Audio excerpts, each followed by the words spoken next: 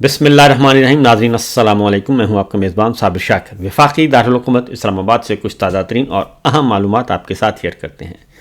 حکمراں جماعت کے لیے، حکمراں اتحاد کے لیے، ناجائز حکومت کے لیے مسلسل بری خبریں آ رہی ہیں اور مزید بری ترین خبریں آئیں گی.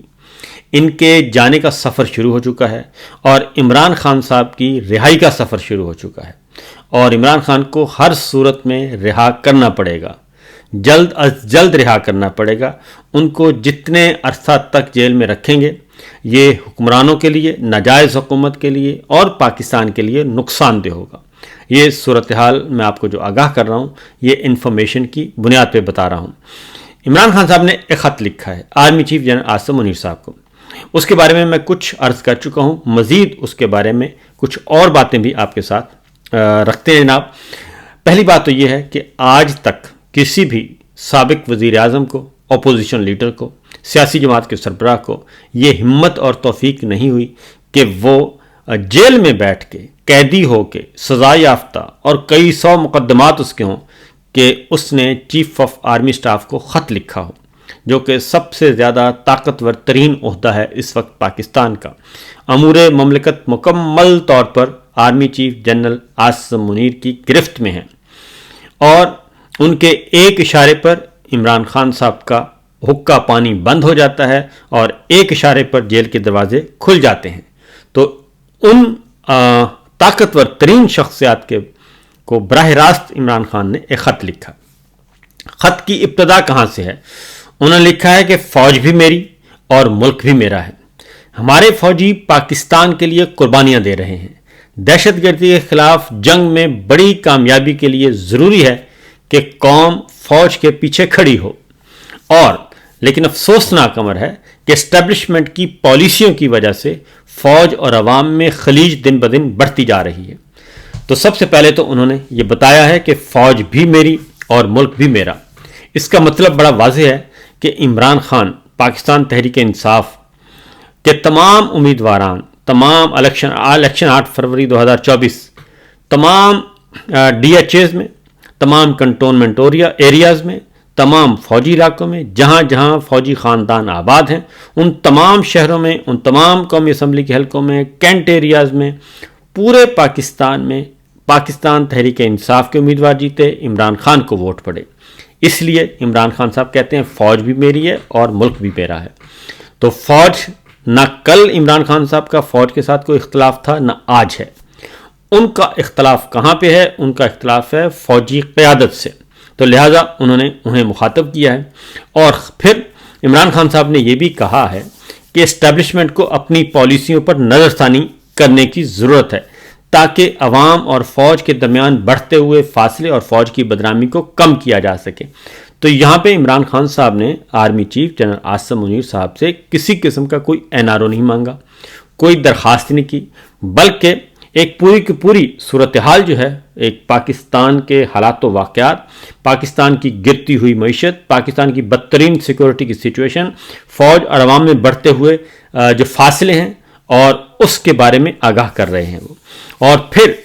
پچھلے 2-2.5 سالوں میں جو برائیاں اور جو غیر آئینی اقدامات ہوئے، غیر قانونی ہوا، آئین شکنی ہوئی، الیکشن چوری ہوا، ان سب کے بارے میں انہوں نے خاص طور پہ army chief general Asim Munir صاحب کو آگاہ کیا ہے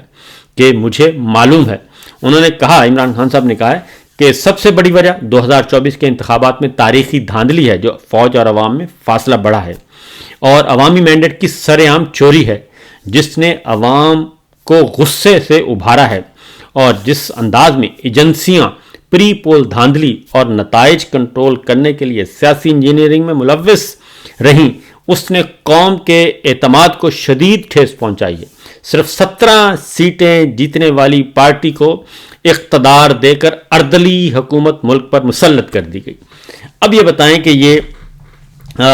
کہاں سے NRO ہے؟ یہ ایک مکمل طور پر آئینہ ہے جو دکھایا جا رہا ہے، ایک چارج شیٹ ہے جو سامنے رکھی جا رہی ہے، اور اردلی حکومت مسلط کر دی گئی شہباز شریف صاحب کو. انہوں نے کہا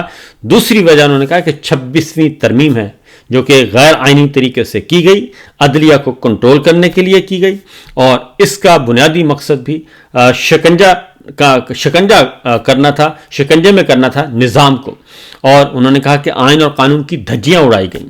اور پاکٹس ججز کے پاس لگانے کے لیے میرے مقدمات ناصر جاوید رانا نے فیصلے کئی بار ملتوی کیے، فیصلہ سنانے سے تاخیر کی، تاکہ اسلام آباد ہائی کورٹ میں پاکٹ ججز آئیں اور ان کے سامنے میری درخواستیں جائیں، اپیلیں جائیں، اور وہ پھر اس کو لٹکا کر رکھیں۔ اس لیے انہوں نے کہا کہ عدالتوں میں جاری کورٹ پیکنگ کا مقصد یہی ہے کہ عمران خان کے خلاف مقدمات من پسند ججز کے پاس لگا کر اپنی مرضی کے فیصلے لیے جا سکیں۔ اس سب کا مقصد میرے خلاف مقدمات میں من پسند فیصلے، انسانی حقوق کی پامالی اور انتخابی فراڈ کی پردہ پوشی ہے، تاکہ عدلیہ میں کوئی شفاف فیصلے دینے والا نہ ہو، یہ انہوں نے کہا ہے۔ پھر تیسری وجہ انہوں نے کہا کہ پیکا جیسا کالا قانون الیکٹرانک میڈیا پر پہلے ہی قبضے کیے جا چکے ہیں، اب پیکا کی صورت میں سوشل میڈیا، انٹرنیٹ بھی قدغن لگائی گئی۔ اور پھر انہوں نے آرمی چیف عاصم منیر صاحب سے کہا ہے کہ انٹرنیٹ میں خلل کی وجہ سے 1.72 ارب ڈالر، 1 ارب 72 کروڑ ڈالر سے زائد نقصان ہو چکا ہے پاکستان کو، اور پاکستان کے نوجوانوں کا کیریئر تباہ ہو گیا ہے۔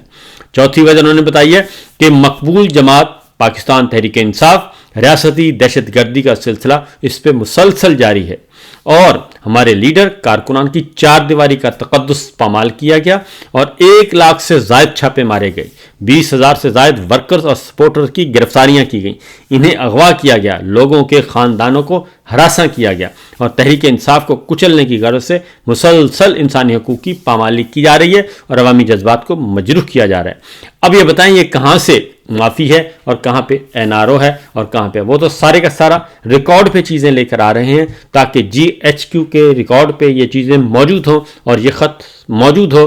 آنے والی لیڈرشپ کے سامنے ہو، اور تاریخ بھی جب لکھی جائے گی تو اس میں بتایا جائے گا کہ عمران خان ایک لیڈر تھا اور اس نے جیل میں بیٹھ کر قیدی ہوتے ہوئے یہ کام کیا۔ تو لہذا 5ویں بڑی وجہ انہوں نے کہا کہ سیاسیت میں استحکام،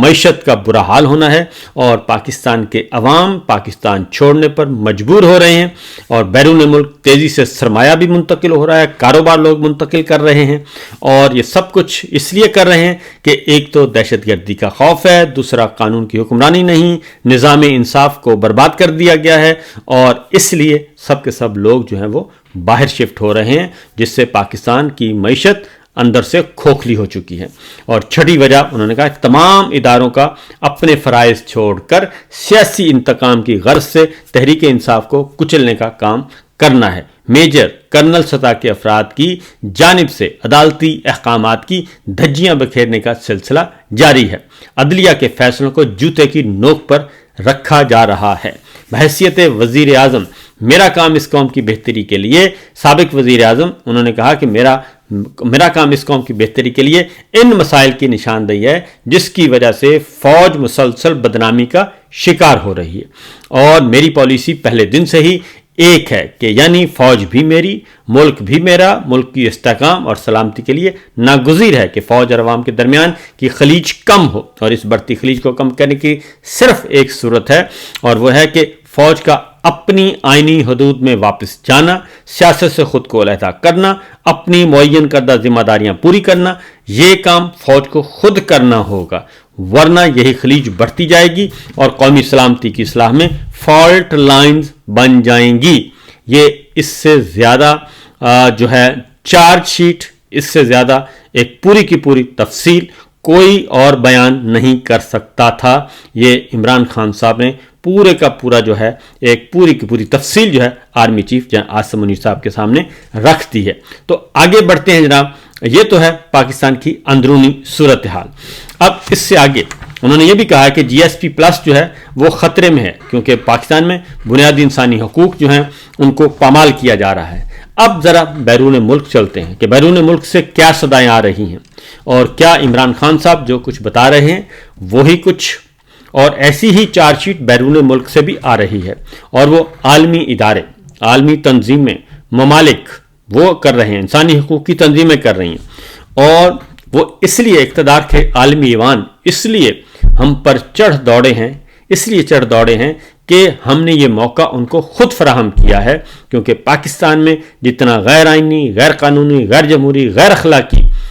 ہوگا نظام تو دوسروں کو بولنے کا اتنا ہی موقع ملے گا. اور پھر ہم نے پروٹوکول سائن کیے ہوئے، گلوبل ولیج ہے، ہم معاہدوں پہ عمل کے پابند ہیں. اس لیے پاکستان میں انسانی حقوق کی صورتحال پر ٹرمپ حکومت مسلسل پاکستان پہ چڑھائی کر رہی ہے، اور دوسری جانب ہمارا دوست ملک چین جو ہے وہ بھی مسلسل اپنے تحفظات کا اظہار کر رہا ہے، اور سخت ترین تحفظات کا اظہار کر رہا ہے، اور وہ بھی سیکورٹی کے معاملات اٹھا رہا ہے. جو عمران خان کہہ رہے ہیں وہی چائنا کہہ رہا ہے، وہی آواز آپ کو واشنگٹن سے آ رہی ہے، وہی لندن سے آ رہی ہے، وہی یورپ سے آ رہی ہے. امریکی محکمہ خارجہ نے آفیشلی پاکستان میں پیکا ایکٹ میں جو ترامیم کی ہیں ان پابندیوں کو اور تشویش کا اظہار کیا ہے، اور انہوں نے کہا ہے کہ میڈیا کی آزادی، انٹرنیٹ کے استعمال کی آزادی اور آزادی اظہار رائے کے حقوق کی فراہمی کا خواہاں ہے. امریکی محکمہ خارجہ نے کہا کہ ہم پاکستانی حکام سے شہریوں کی آزادی اور بنیادی انسانی حقوق کی فراہمی کا مطالبہ کرتے رہیں گے. یورپی یونین کی طرف سے جو کہا گیا ہے، وہ جو عمران خان صاحب نے بات کی وہی یورپی یونین کہہ رہی ہے، باقاعدہ طور پہ وزٹ کر کے گئے ہیں، آرمی چیف کو بتا کر گئے ہیں، چیف جسٹس کو بتا کر گئے ہیں،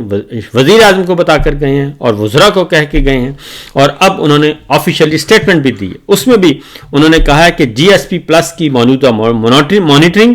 سائیکل کی وسط مدت تک کے قریب پہنچ چکا ہے، اور پاکستانی حکام ضابطے کے تحت دوبارہ درخواست کی تیاری کر رہے ہیں، اور جس کا انحصار مسائل کی فہرست کو حل کرنے پر ہوگا. اعلامیے میں یہ کہا کہ بنیادی انسانی حقوق کی فراہمی اور ٹھوس اصلاحات بہت ضروری ہیں. انسانی حقوق کی خلاف ورزیوں اور دیگر مسائل پر جہاں مغربی ممالک پاکستان سے نالان نظر آتے ہیں، وہیں پہ چائنا جو ہے وہ ہمارا دوست ہے،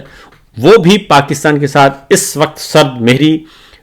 دکھا رہا ہے، اور اس کے جو شکوے شکایت ہیں وہ ایک دوست کے، ایک بھائی کے ہیں، اور وہ بہت ہی سنجیدہ ہیں. اور پاکستان کی سیکورٹی کی صورتحال پہ چینی ورکرز پر بڑھتے ہوئے حملوں نے چینی حکام کو بھی تشویش میں مبتلا کیا ہوا ہے، اور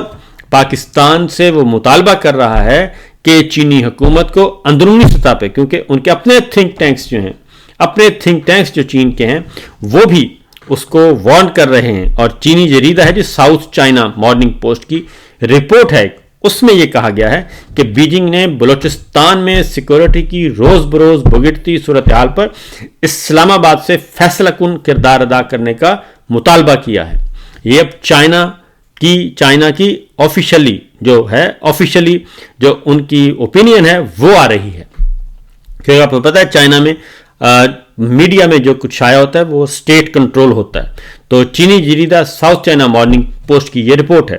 اور رپورٹ میں یہ کہا گیا ہے کہ چین کے تھنک ٹینکس نے حکومت پر زور دیا ہے کہ پاکستان کے ساتھ انٹیلیجنس شیئرنگ کی جائے، اور وہاں پر چین کی نجی سیکورٹی کمپنیوں کو بھی اپنا کردار ادا کرنے کی اجازت ہونی چاہیے.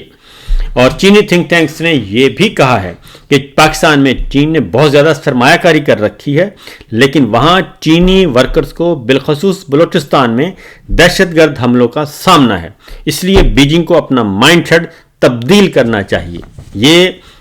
ایک لفظ جو ہے بڑا سوچ سمجھ کر اس رپورٹ میں بیان کیا گیا ہے. اور پھر کہا گیا ہے کہ بیجنگ متعدد بار اسلام آباد سے چینی ورکرز کی سیکورٹی بڑھانے کا مطالبہ کر چکا ہے، لیکن پاکستانی حکام لیتو لال سے کام لے رہے ہیں. اس لیے بیجنگ کو چین کی نجی سیکورٹی کمپنیز اور پاکستانی سیکورٹی فورسز کے ساتھ مل کر جوائنٹ فورس تشکیل دینے پر زور دینا چاہیے، تاکہ وہاں چینی ورکرز کا تحفظ کیا جا سکے.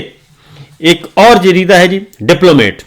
اور اس کی رپورٹ کیا ہے؟ وہ رپورٹ یہ کہتی ہے کہ چین نے پاکستان کے متعلق اپنی پالیسی میں تبدیلی کر لی ہے، اور آئرن بردر جیسے دو طرفہ تعلقات اب ایک مشکل مرحلے میں داخل ہو چکے ہیں، اور سی پیک منصوبوں کی رفتار بھی کافی سست ہو چکی ہے، جس کی بنیادی وجہ پاکستان میں سیکورٹی کے مسائل اور حکومت کی خراب گورننس ہے. اور یہ رپورٹ میں یہ بھی کہا گیا ہے کہ چین کو پہلے صرف بلوچستان کی دہشت گرد تنظیموں کے حملوں پر سخت تشویش تھی، لیکن اب اس کے ساتھ کالعدم تحریک طالبان کے بڑھتے ہوئے حملوں نے سیکورٹی مزید خراب کر دی ہے.